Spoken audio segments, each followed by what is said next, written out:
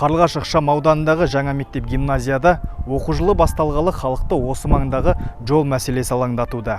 Бүгінде мектепке апаратын негізгі жолдардың бірі ретке келтірілді. Қосымша басқа жолдың да жөнделуі қолға алынуда.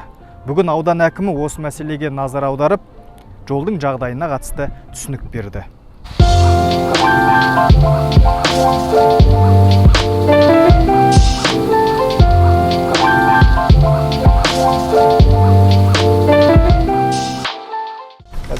Әлеуметтік желілерде, басқа жерлерде де халық айтып жатыр ғой, мынау жаңа мектепке Қарлығаштан келетін жолды неғып жасамады деп.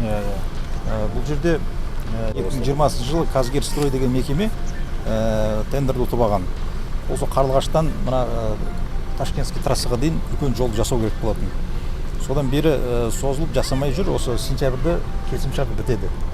Сотқа бердік. Біз ол жағы өзінің міндеттемесін орындамаған үшін сотқа беріп, қазір өзіміздің жағы нелеріміз қойып жатырмыз, талаптарымызды.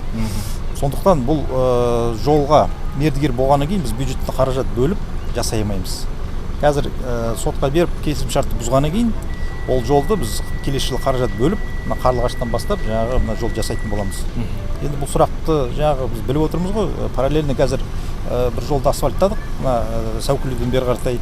Қазір алдымызда тұрған көшені жоғары қаратай асфальттаймыз.